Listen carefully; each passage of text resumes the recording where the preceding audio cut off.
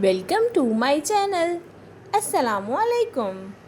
आइए जानते हैं तजम्मुल नाम के मायने और इसकी तफसील। हमारा आज का बेबीज़ बॉयज़ नेम है तजम्मुल।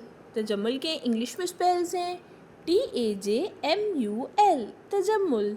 ये एक इस्लामिक नेम है और लड़कों के लिए रखा जाता है ये नाम तजम्मुल। इस नेम के मायने हैं शानो शौकत, खूबसूरत बनाना। तजम्मुल इस नेम की तफसील है मुहम्मल तजम्मुल, तजम्मुल अहमर। इस तरह से हम ये नाम रख सकते हैं। आप भी अपने नाम का मायने जानने के लिए कमेंट्स में अपना नाम लिखिए और मायने जानिए। एंड अपने नाम की स्पेशल वीडियो बनवाने के लिए भी आप मेरे कमेंट बॉक्स में अपना नाम कमेंट कर सकते हैं। And please like the video, subscribe my channel. Okay dears, फिर मिलेंगे न्यू वीडियो के साथ। अपना ख्याल रखिएगा, दुआ में याद रखिएगा। अल्लाह हाफिज़।